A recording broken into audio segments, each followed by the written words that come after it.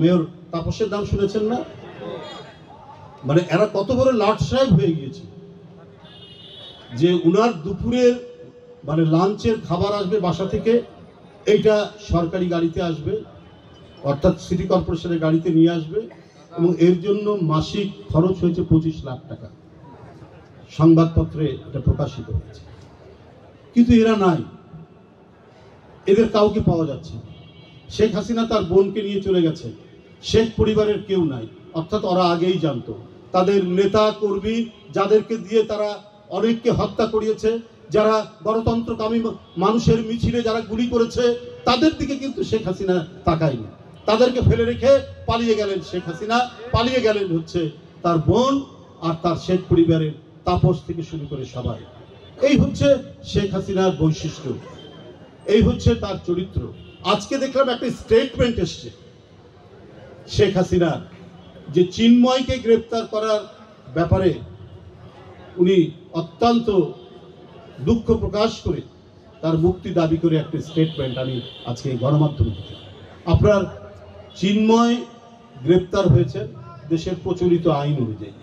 হঠাৎ করে এই ইসকন নামে একটি সংগঠন, তাদের বিভিন্ন তৎপরতা দেখা গেল, সেই তৎপরতার মধ্যে সে দায়ী দেশকে, যে কথাটি এখানে বলেছেন স্যার, যে অস্থিতিশীল করার জন্য যত রকমের পদ্ধতি নেওয়া দরকার সেটা করা হচ্ছে বিভিন্নভাবে, সেটার মধ্যে একটা বিষয়। তো এখন কথা হলো যে আপনি মুগ্ধর মতো একটি ছেলে, কি তারুণ্যদীপ্ত ছেলে, বাচ্চা ছেলে, হয়তো কলেজে পড়ে, সে তার আরেক সতীর্থ গুলি খাচ্ছে, তাকে বলছে পানি লাগবে পানি। আপনি যে মুগ্ধকে হত্যা করতে পারেন, যে আবু সাইদ রংপুর বেগম রোকেয়া বিশ্ববিদ্যালয়ের ছেলে, যার বুকের পাঞ্জাবি ছিঁড়েতে দাঁড়িয়ে ওই পুলিশের বুলেট বরণ করেছে, তাকে হত্যা করতে পারেন। আজ আপনি নাফিজের মতো ছেলেকে হত্যা করতে পারেন। আজকে চিন্ময় গ্রেপ্তার হয়েছে বলে আপনি আজকে কুমিরের কান্না কাঁদছেন, ক্রোকোডাইল টিয়ার্স আপনার চোখ দিয়ে পড়ছে। এইটার জন্য আপনি কি পুরস্কার পাবেন ভারতের কাছ থেকে? শেখ হাসিনা, আজকে ভারতের পররাষ্ট্র দপ্তর চিন্ময়কে মুক্তি দেওয়ার জন্য বলেন, কারণ ভারতীয় পররাষ্ট্র দপ্তরকে আমি বলি, এই শেখ হাসিনার পোষ্য সন্তান যুবলীগ ছাত্রলীগ যখন কিশোর বিশ্বজিৎকে হত্যা করলো, কই সেদিন তো আমরা ভারতের পররাষ্ট্র দপ্তর থেকে আমরা কোনো স্টেটমেন্ট দেখলাম না। তখন ভারতের পররাষ্ট্র দপ্তর নিশ্চুপ থাকলো কেন?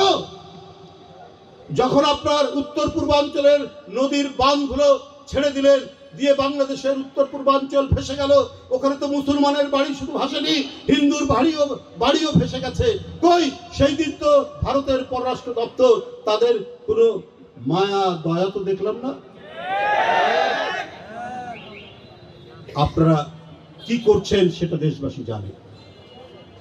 যে চিন্ময় যার নামে অভিযোগ আছে, সে তো বাংলাদেশের নাগরিক, তার অপরাধ করুক বা না করুক, না করলে আদালত সেটা দেখবে, অপরাধ করলে আদালত সেটা দেখবে।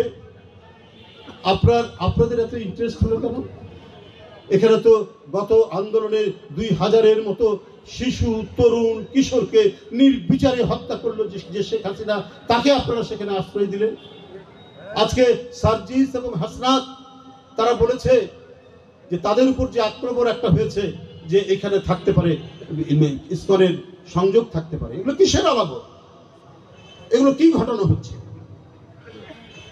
আপনাকে মনে করছেন যে আপনারা পার পেয়ে যাবেন, বাংলাদেশকে অস্থিতিশীল করবেন? এটা তো 18 কোটির দেশ। এই 18 কোটি মানুষের দেশে অস্থিতিশীলতা তৈরি করে আপনারা কিছু করতে পারবেন না।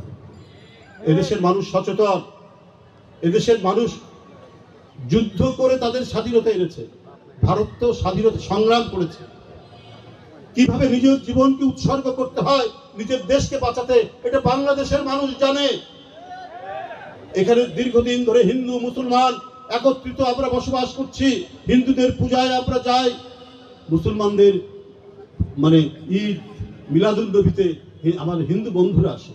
আমাদের এই মিলনের যে ঐতিহ্য, আমাদের এই ভ্রাতৃত্বের ঐতিহ্যকে আজকে ভারতের সাউথ ব্লক কি ভেঙে দিতে চাচ্ছেন একমাত্র শেখ হাসিনাকে, তাকে রক্ষা করার জন্য, তাকে বাংলাদেশে প্রেরণের জন্য আপনারা কত ধরনের চক্রান্তের মধ্যে জড়িত আছেন আমরা জানি না, কিন্তু বাংলাদেশের মানুষ এটা ধরে ফেলছে।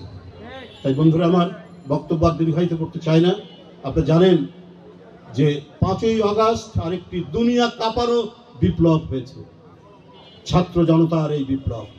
এই বিপ্লব হচ্ছে গণতন্ত্রের জন্য, স্বাধীনভাবে কথা বলার জন্য, স্বাধীনভাবে চলাচলের জন্য, এবং আমি আমার ভোট যাকে মনে করব তাকে দেওয়ার জন্য। তাই 75-এর 7ই নভেম্বরের যে অন্তর্নিহিত চেতনা, সেই চেতনারই আরেকটি রূপ হচ্ছে 5ই আগস্ট। 7ই নভেম্বর হয়েছিল বলেই আজকে ছাত্র জনতা সেই চেতনায় উদ্বুদ্ধ হয়ে আবার ওই যে স্কুলের বাচ্চাদেরকে সাথে নিয়ে, তার মা বাপ যেমন রাস্তায় দাঁড়িয়েছিল, তাদের মা বাপ তো 7ই নভেম্বরের চেতনা জানে, সেই চেতনা উদ্বুদ্ধ হয়ে 5ই আগস্ট ঘটিয়েছে। সুতরাং বাংলাদেশে যখন এই ধরনের চেতনায় দেশের মানুষ ধারণ করে, সেইখানে আন্তর্জাতিক ষড়যন্ত্র দিয়ে বাংলাদেশকে দাবিয়ে রাখা যাবে। আমি আপনাদের সকলকে ধন্যবাদ জানাচ্ছি। খোদা হাফেজ।